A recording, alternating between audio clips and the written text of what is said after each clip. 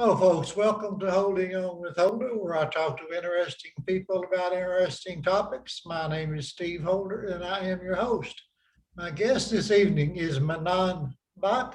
He's a brother Freemason from India. He's an attorney, and we'll be discussing data security, cyber crimes, among other things. Welcome, brother. So glad to have you. So very kind of you to invite me, Steve. It's a lovely pleasure of mine. And you are a brother into the Freemasonry, so it's the same for me as well. Thank you. All right. So tell us a little bit about you, your background, and how would you describe yourself to somebody that don't know you? Yeah, hi. I'm from India, and I just did my master's in law, and I have specialized in cyber security, digital evidence specialist, internet investigator, and cyber law. From one of the reputed Asia's oldest law college, it was consecrated by British people when they were in India, and now it is in good hands. And I am currently counseling with people or clients with cyber law issues or like scamming and other things. Among other things, I am having my own YouTube channel and social media things, which I am probably planning to, carry forward. And it might include also counseling into other spheres of life in general, or self-help and things like those. Yeah. Amongst the other thing, as you mentioned, and I also told, I'm a Freemason from India in Western Zone. So that should suffice. I think I will keenly wait for your questions, Steve. And you come highly recommended by my good friend and brother Salman Sheikh. So you're automatically a friend of mine if you're a friend of his. Yes, yes. Salman was the first person to get into my channel, and he gave me a lot of resources, a lot of insight into Freemasonry from a different perspective, nationality-wise, religion-wise, the beyond the boundaries, and into the brotherhood. And he recommended you to me and me to you as well. So I'm like very pleased. The contacts with the fraternity has been very useful. So you're right. He's a good friend of mine and yours as well. So Yeah. nice of him. So why do you like to talk about cybersecurity? Why is that important? See, in general, you know that the world is moving very quickly into the direction of cyber world. And as we speak, whatever we are doing right now is also being digitally transmitted. We never knew that this could be the world. I assume you would be much more insightful to tell me about your journey as well in brief, if you would share a little later. But what I mean to say is there is a connectiveness between people, connectivity through this medium, through internet. So in the cyber space, the world of cyber electronics and digital media and things like that, the privacy issue is one thing, and there are security issues. So when it comes to Indian context, I think that in India people are say, I'm not just specifying Indian context, but in general, but more or less in India, because I think the last data was there are almost more than I think more than like 90%, 80% of people in India are having the smartphones or somewhere or the other to have internet. So it's like a huge number, and we have the second most biggest population in the world. So, Yeah. but the sad truth is scammers are everywhere, hackers are everywhere, and I am trying to convince, pursue from legal point of view, from other point of view, to have people club together and stop this kind of events taking place online. For Yeah. example, hacking, malicious softwares. Also, a lot of bank scams are going on, which I'm sure is something relative to the credit card stealing information and getting your money. Same in US, I suppose. Yeah. Yeah, there's plenty of it going on here. Is there any, does digital privacy even exist anymore? Can you be private online? I don't think so, Steve. It's a very, very good question. But I think if we dig deep into it, I think, see, I have this dilemma of this question in a way that there are two things we should know. That if you want to be seen in the cyberspace, you have to admit that you have to be vulnerable to the privacy or not having privacy in that arena. You should be able to gulp it down, because even if, let's say, if I'm present here right now and somebody clicks a photo of mine right now, he or she is with me, and I don't know, he or she uploads it into social media like Twitter or Facebook, I'm no more privy to that photo of mine, even though I don't have my account. But that means the data is there, and the data is digital. That means it's always, I think, permanent. And in every sort of ways, be it medical, be it personal, be it biographical, be it your words, which can be stolen, your ID information, your own persona can be also tracked as well as monetarily. Yeah. So how big of a problem is hacking in India? I know it's tremendously, it's horrible here. Yes. Is I it, heard most of the scammers are from India. I mean, I thought they was from even Nigeria. yes, yes. Even like Nigerian scam mails, Yeah. that is, everyone's inbox is with one at least. Yeah, some wealthy millionaire wants to give you tons of money if you just give him your account information, right? That's the kind of emails we Yeah, get here a lot. Yeah. So is true, true. cyber warfare and cyber terrorism a major security issue for every nation, you think? Oh, very good question. I think, see, I've been preparing a write-up, a paper on cyber terrorism and cyber warfare. A very nice example I could give is there was a virus or a malware called Stuxnet. It was the first drastic case of cyber terrorism or cyber counterterrorism, whatever you want to call it, which side you are from. It was targeted to the specific reactor in Iran by some entities or government entities. You can Google it. People can. I mean, the listeners and the of the podcast or people can Google it, and there are quite a few videos on it. But that was one of the things that you should realize, that in this world, even you can shoot your enemy from the keyboard and nobody knows who the enemy is, or and they can mask behind the curtain, and it can start war, it can prevent wars, it can also manipulate an enemy to a friendly nation or entity in this case also.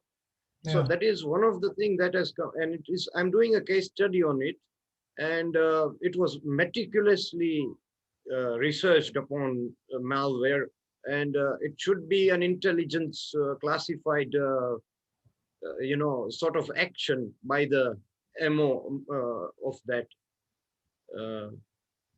So I think your question could be answered in various ways, but I'll just like to keep it to up to open. But you can see what I'm trying to say here. Yeah.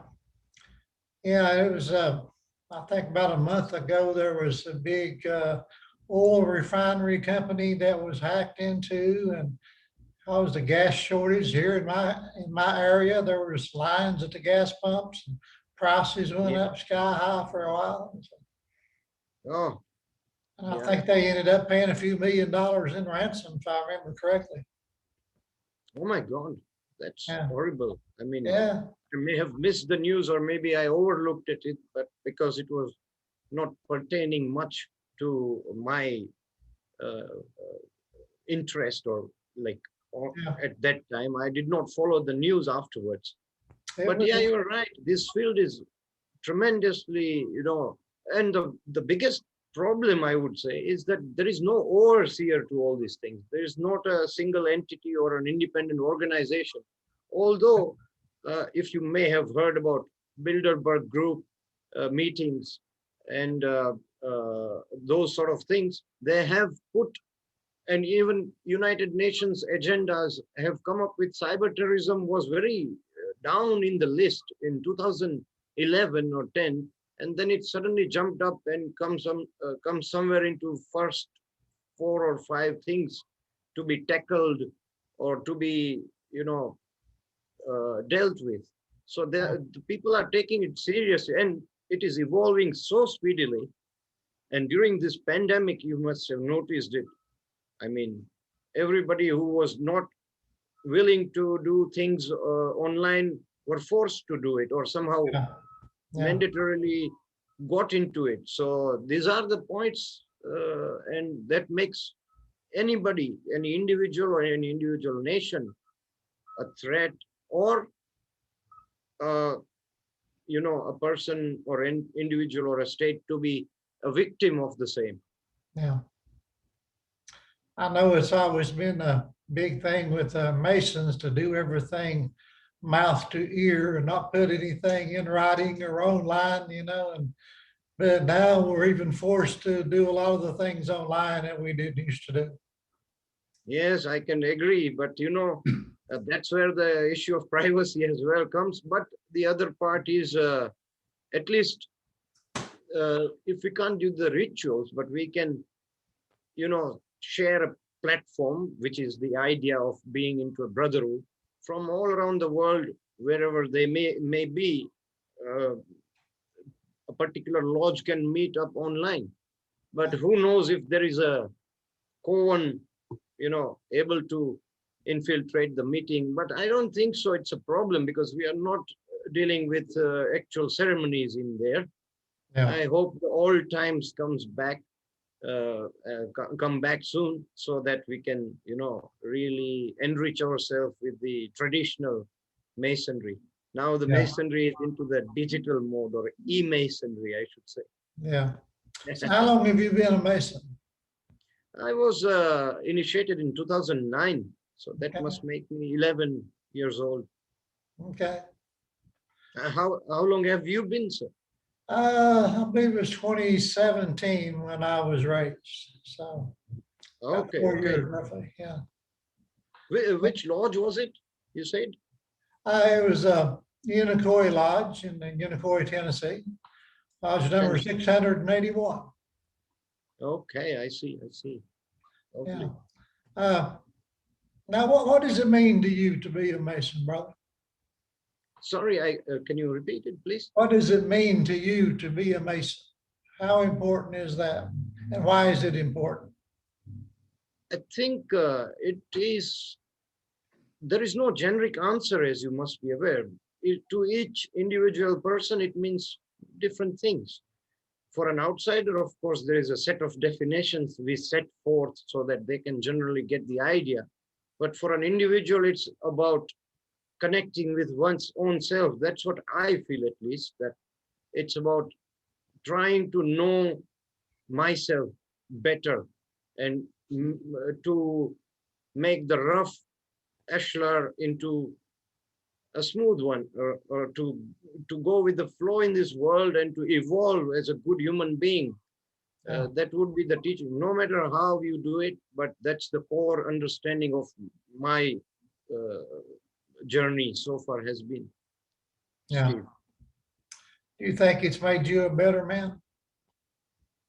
Yes, it certainly gives an opportunity, and the door, they even, I mean, they point the finger to the place, but it is always up to your legs, or always up to your well-being. And sometimes we might shortfall for that, anybody. And sometimes even before the opportunity is opened, somebody is always past that. So, but it gives chance a better chance to refocus and again, while being active into the lodge or into Masonic activities, I suppose the environment of the people around you, the fellow brothers would join in to push you, and how much you can be pulled by them and in which area is also up to you. So yeah, that's as far as I can say, that's what I should say. Yeah. So are Masons thought highly of in India? I'm sorry. Are Masons thought highly of in India? How does the general public see the Masons in India? I think it was not very well aware of, people were not, it's one of, I mean, Freemasonry came into India during the British era, and it was quite popular during the 1900s and 19th century, the late 19th century and 20th century. Prominent figures are there, and even now, but due to the social media and various things interlinked with the secret society and other things, it has mixed views, uh, particularly among the youth, because, but I would say in a positive way, because people are reading about Dan Brown's novels or some sort of enigmatic or charming uh, Netflix shows or something or the other, or YouTube videos as such, and they will come to a formation that, okay, there is something deep. Even the people who are skeptical about religion or things in spiritual nature would like to once come upon and think that how do Masons and why do they do what they do, or what are they doing? The curiosity is genuine. It's not just like for the sake of curiosity or to search uh, just on the facade, but it's a real call for them somehow. That's what I feel in India and in the world over as well. When I was in UK, I realized there were university schemes for Freemasonry. So because it was like 10 years back, I suppose. So it was at its height. At its height, I mean, young Masons, and in the lodge which I'm member of, it's one of the youngest lodges in India, like Yeah. average age of the members. So it's growing, and I think it is going in the right direction, Steve. How many Masons in India now? I think I'd be wrong to tell you, but I think around 25,000 or somewhere, maybe. I could be absolutely wrong, but Yeah. somewhere around that would be probably the fact. Yeah. But I'll recheck again. I mean, that was the last figure I read somewhere. Yeah. So what, generally speaking, what do Indians think of Americans? Oh, we are friends. We have been liberated from our own soil, from the same people who ruled us. That's what being taught to the people. That is what is the generic way. But for the rest of the world and for the people also in Americas, I mean, the continents and the countries, they also feel it's a land of opportunity and the dreams, you know. So like anybody would, from India would like to say, and particularly one of the misconception about USA is like, even though it's a land of free, uh, nothing comes free, nothing is not challenging. Life is really tough out there, of course, in different ways, in different areas, but in general. So I must say that when I when I look at people's ideas about US, particularly from different social backgrounds in India, uh, there are variety of people. For example, good big think tank people, they choose to go there for the good life, good fortune, everything, like doctors and other kind of STEM field people, while others just want to, you know, have a good money. They can't find themselves into the mainstream, so they might go to US. And I think you are also a welcoming country, I suppose, in a multitude of ways. uh, you're not, I mean, what the conception in the Indians is like America embraces all the goods of the world.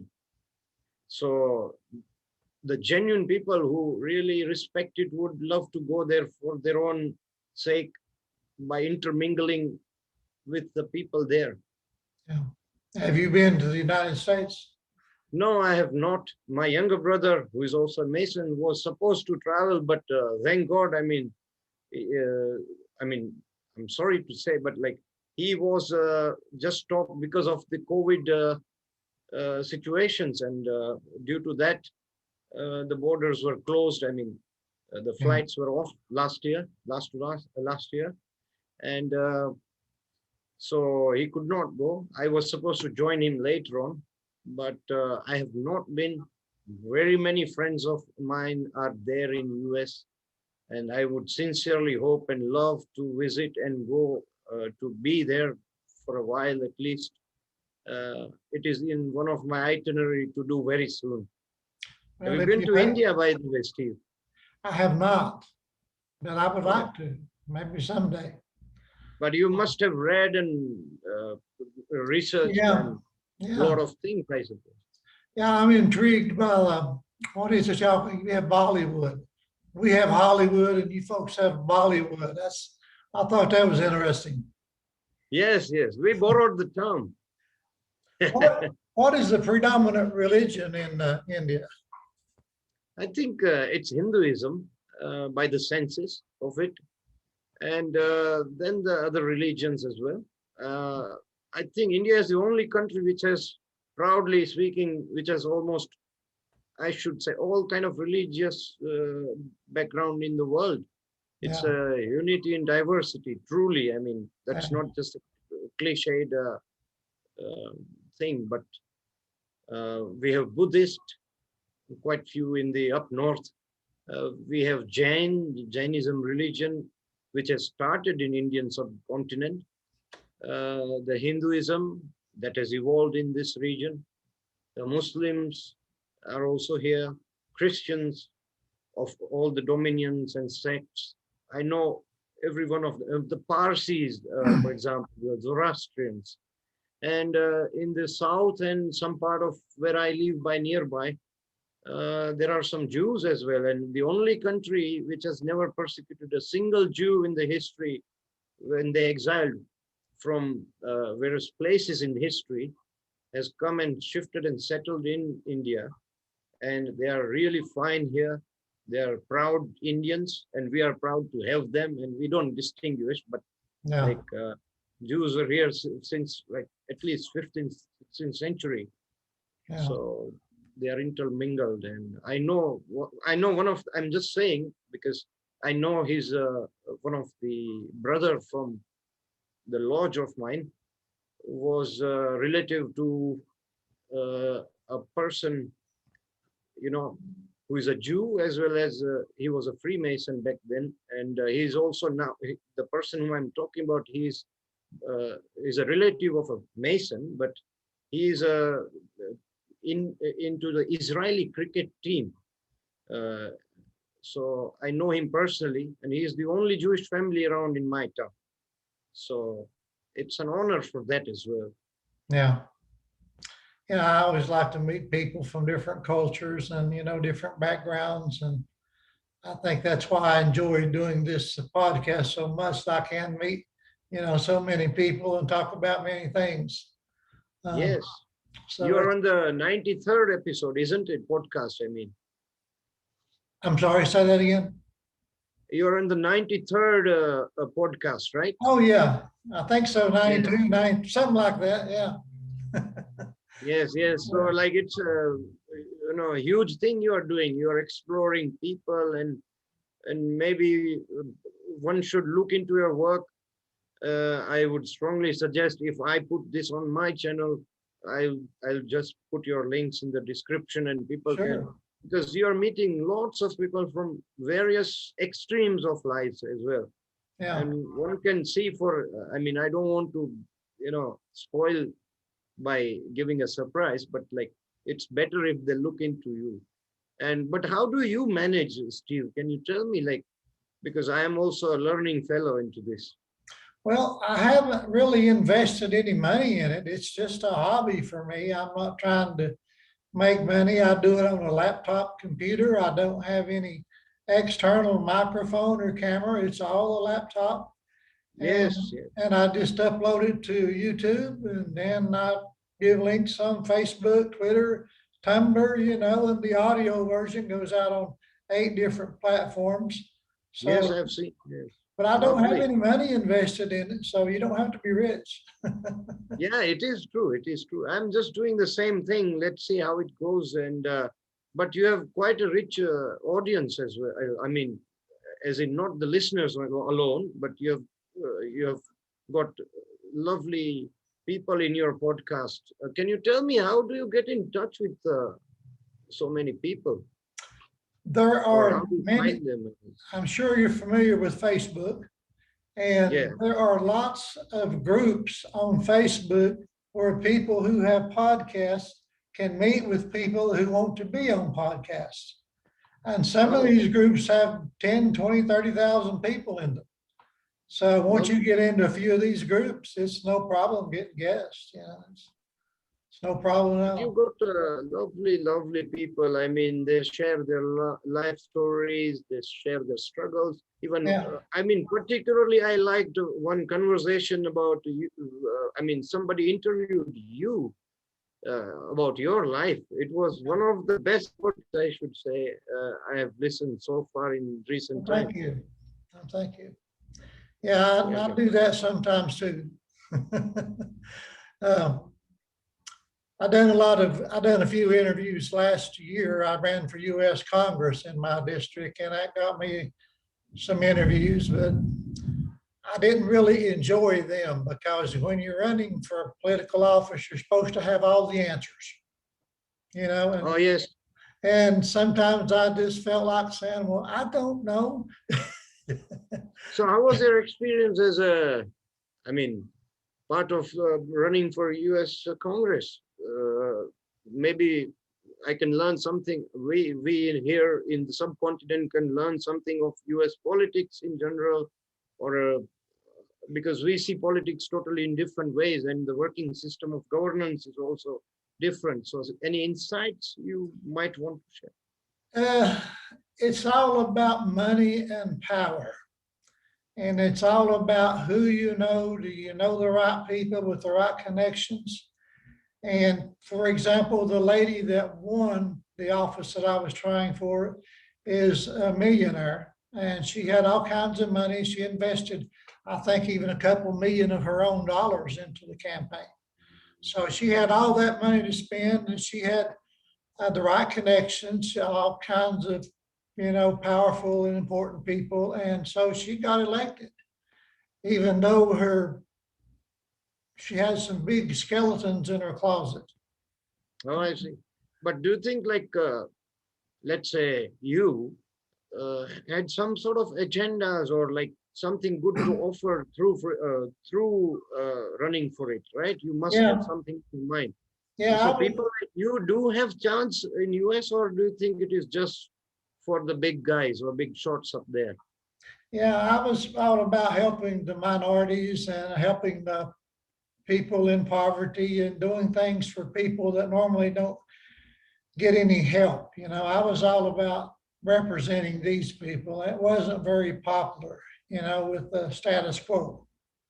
So, but it was a good experience. I don't want to do it again, but it was a good experience. Yeah, it is lovely. I mean, uh, so many people here thinks same way like you do, and generally the name of politics or politician is a very rudimentarily suggestive of like not in the not in a right way, or like something like thugs. But I think I'll go with the Roman idea, because I read law, so like I'm into the Roman ideas of politicians are the servants of the people and not the masters. That's what I would expect, and I would like to be one if that is the thing we are going for. Yeah.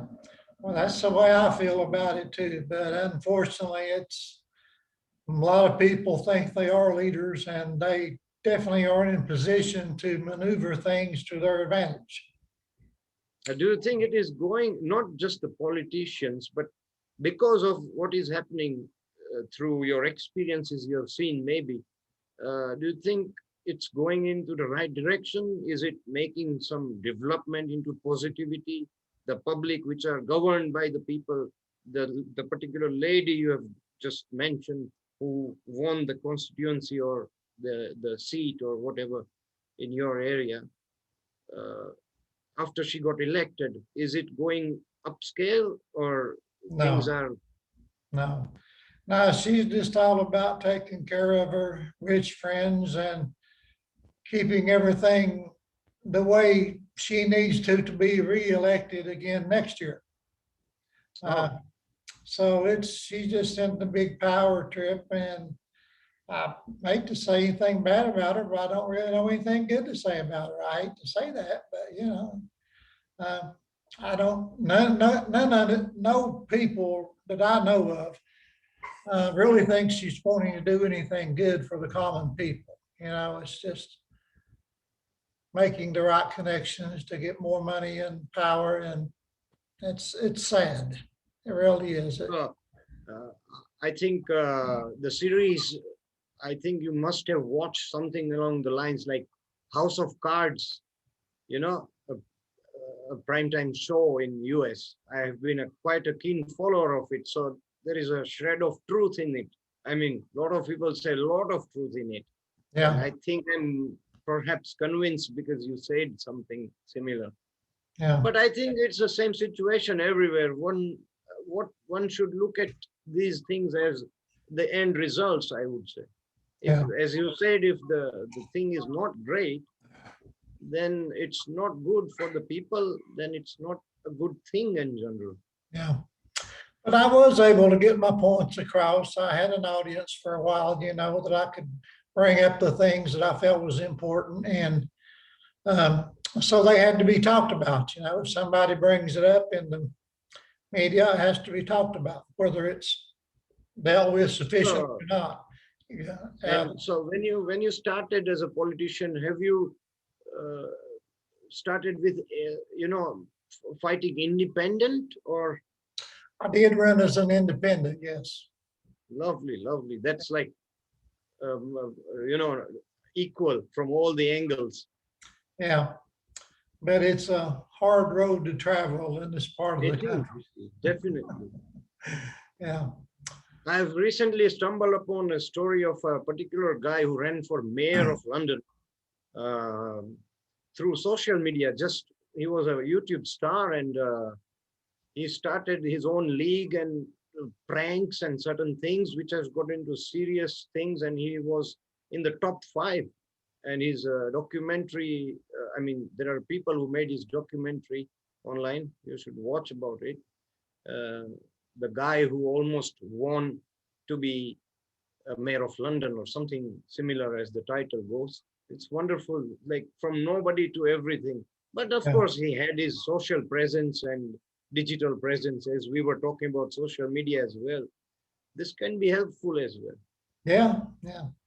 And last year, during the COVID pandemic, a lot of people didn't even want to go out, and I took advantage of social media Yes, because people didn't want to go out and spread COVID around. Even the people that wanted to be out and campaigning, shaking hands and kissing babies, they couldn't.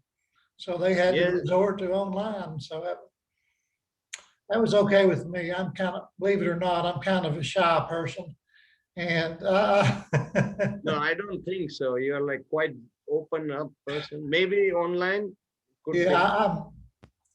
I do better online than I do in person. I sometimes have to really search for words in person. That's just me. But lovely. Well, I really enjoyed talking to you, brother. Is there anything else that you want to get out there that we haven't discussed? Anything you want to say at all? You want? I would just like to give one message very short. It's like because we talked about cyber security, and I think it's a very sensitive issue, the data, and the listeners of your podcast or watchers of this video, if so you may desire, so will be this, that please take care about whom you share with what. You might not be able to read the whole thing when you agree to the terms and conditions, or over the phone when they say you agree with all the things, please press 1. Maybe you can't do the whole readings, but make sure that somebody who knows it, or maybe you can search it before you click or go through it or post something or buy something online or certain things. It's not safe. Somebody can make you an imposter about it, or like assume your identity and do something in your name. That's the least you are vulnerable to the biggest crimes you could imagine. Yeah. So be cyber aware. And I have been awarded with the same thing recently, like into cyber awareness. So I would just like to say it's a great thing, and I will also post the link if it is available still, the program for general cyber awareness. And amongst the other thing, I think any other questions you might have to ask will be great. Why is your YouTube channel called Infinitium? What's that all about? Lovely, lovely. It's a question unasked by anybody yet. They have made up their mind in their own self. So basically, it's a Latin form of infinite, and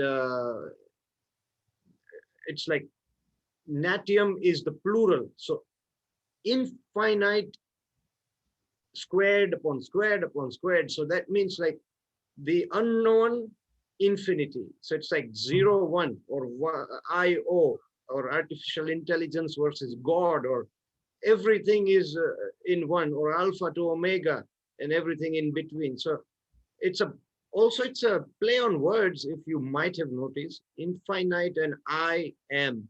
So Mhm. I is capital because I am not me being personal, me individually. I'm not a great honorary I, and am, my existence uh, is more mattering to the cosmos than myself. That's the gist of the idea. And it's a unique name, so I can, maybe use it and generate algorithms on this hashtag, as well as the website of the same name, which I'm supposed to upload it very soon. So Okay. that's the thing. Well, good luck with that. Wish you much success in whatever you endeavor to do. And so glad to make your acquaintance and make a new friend, and hopefully we can Yes, do it yes. again sometimes. Of course, anytime. I would love to work with you. It was such a pleasure. You're like very jolly minded person, and a lot of stories you have already, but more to enrich myself as a young man from you. So thank you very much. Well, thank you. And folks, thanks for tuning in to Holding On with Holder. Please subscribe to my channel and feel free to share this video all over social media. And brother, thank you again. I will let you go, and may you have much success in whatever you do. Thank you, Steve, brother. It was Thank so you, nice brother. of you. Same here. Thank you. Same. Bye-bye. Bye.